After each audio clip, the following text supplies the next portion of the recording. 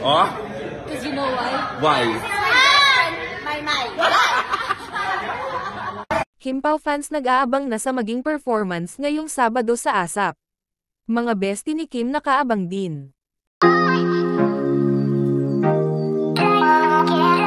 Excited na nga ang mga fans ng Kim Pao sa maging performance na magaganap ngayong Sabado sa ASAP Natin To. Ang ibang mga fans ay excited sa maging announcement ng Kim Pao kung saan nga ay naudlot nga ito, at umaasa nga ang mga fans na sana ay i-announce pa din nila kung ano man ang announcement na iyon na naudlot, at kahit kasi mga malapit na kaibigan ni Kimi ay may mga pahapyaw na mga sinasabi, lalong-lalo na si Maymay kung saan nga ay nakasama ito ni Paulo sa Florida. Parang maraming nalalaman si Maymay tungkol sa Kim Pao.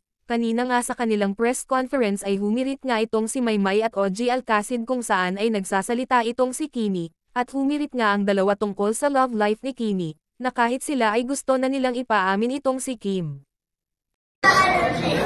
How about the best actress?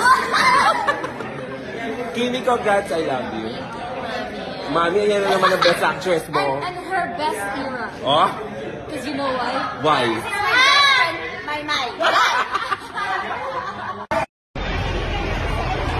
Oy, MJ in LA! Wow! Amazing! May sinusundan kasi ako. Why? Meron akong babantayan. Okay lang ba?